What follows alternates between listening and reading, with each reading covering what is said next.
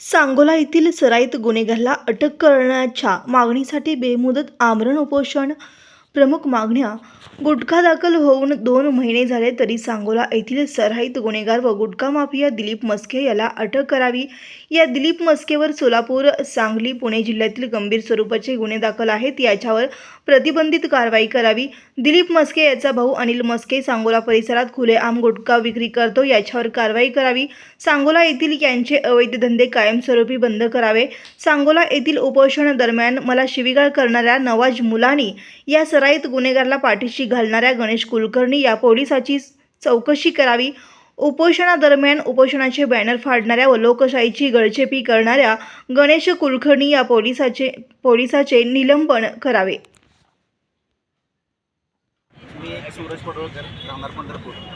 मी मागील 3-4 महिन्यापासून सांगोला येथील सराईत गुन्हेगार आणि गुटखा माफिया दिलीप मस्के याला अटक व्हावी या मागणीसाठी आणि याच्यावर कठोर कारवाई व्हावी, याच्यावर प्रतिबंधित कारवाई व्हावी यासाठी वारंवार सांगोला, मंगळवेढा आणि सोलापूर येथे अर्ज करीत आहे आणि उपोषण आंदोलन करत आहे. परंतु माननीय निरीक्षक साहेब आणि डीवायएसपी साहेब यांच्याकडून कसल्याही प्रकारची दखल घेतली जात नाही. म्हणून मी आज सोलापूर पूनम गेट येथे हे मुदत आमरण उपोषण करण्यासाठी बसलेलो आहे. तर या उपोषणामधील माझ्या प्रमुख मागण्या अशा आहेत की सांगोला येथील सराईत गुन्हेगार आणि गुटखा माफिया याला त्वरित अटक करावी.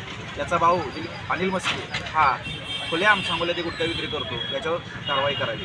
तसेच दिलीप मस्केवर सोलापूर, सांगली, सातारा आणि पुणे जिल्ह्यात गंभीर स्वरूपाचे गुन्हे दाखल असल्याने याच्यावरती प्रतिबंधित कारवाई करावी. तसेच यांचे अवैध धंदे कायमस्वरूपी बंद करावे. आणि 5 तारखेला मी सांगोला येथे उपोषणाला बसलो असता तेथील पोलीस कॉन्स्टेबल गणेश कुलकर्णी यांनी माझा उपोषणाचा बॅनर फाडला आणि मला दमदाटी केली. त्यांच्यावरही कठोर कारवाई करण्यात यावी, त्यांचंही निलंबन करण्यात यावं या मागणीसाठी मी उपोषण करत आहे. तसेच मागील 2 महिन्यापासून हा आरोपी असा कुठं अफगाणिस्तानच्या पहाडात किंवा अमेझॉनच्या जंगलात लपून बसला की तो आरोपी पोलिसांना गावत नाही, सापडत नाही. त्याची चौकशी झाली पाहिजे. का याला अटक न करण्यासाठी आर्थिक व्यवहार झालेला आहे पोलिसांचं आणि आरोपीचं काही गोड बंगाल आहे का, याची चौकशी झाली पाहिजे. या मागणीसाठी मी आज उपोषण करत आहे.